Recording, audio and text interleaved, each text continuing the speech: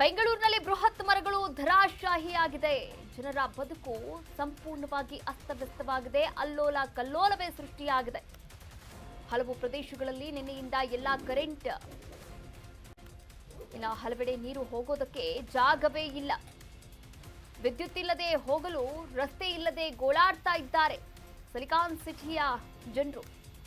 ಬೃಹತ್ ಮರಗಳು ಬಿದ್ದಿದೆ, ಹಲವು ರಸ್ತೆಗಳು ಬ್ಲಾಕ್ ಆಗಿದೆ. ನೀವು ಕೂಡ ದೃಶ್ಯಾವಳಿಗಳಲ್ಲಿ ಗಮನಿಸಬಹುದಾಗಿದೆ.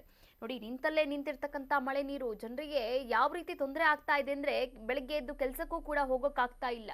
ಏನಾದ್ರೂ ಹೋಗಿ ತಗೊಂಡ್ ಬರೋಣ ಅಂದ್ರೂ ಕೂಡ ಆಗ್ತಾ ಇಲ್ಲ. ಯಾಕಂದ್ರೆ ಮೇನ್ ರೋಡ್ಗಳೇ ಈ ರೀತಿಯಾಗಿ ಸಂಪೂರ್ಣವಾಗಿ ಬಂದ್ ಆಗಿರುವಂಥದ್ದು. ನಿಂತಲ್ಲೇ ನಿಂತಿರ್ತಕ್ಕಂಥ ಮಳೆ ನೋಡಿ ಸಿಲಿಕಾನ್ ಸಿಟಿಯ ಜನರು ತೊಂದರೆಗೆ ಒಳಗಾಗಿದ್ದಾರೆ. ಬೈಕ್ ಮೇಲೆ ಬಿದ್ದಿರ್ತಕ್ಕಂಥ ಮರಗಳಾಗಿರ್ಬೋದು, ಕಾರ್ ಮೇಲೆ ಬಿದ್ದಿರ್ತಕ್ಕಂಥ ಮರಗಳಾಗಿರ್ಬೋದು.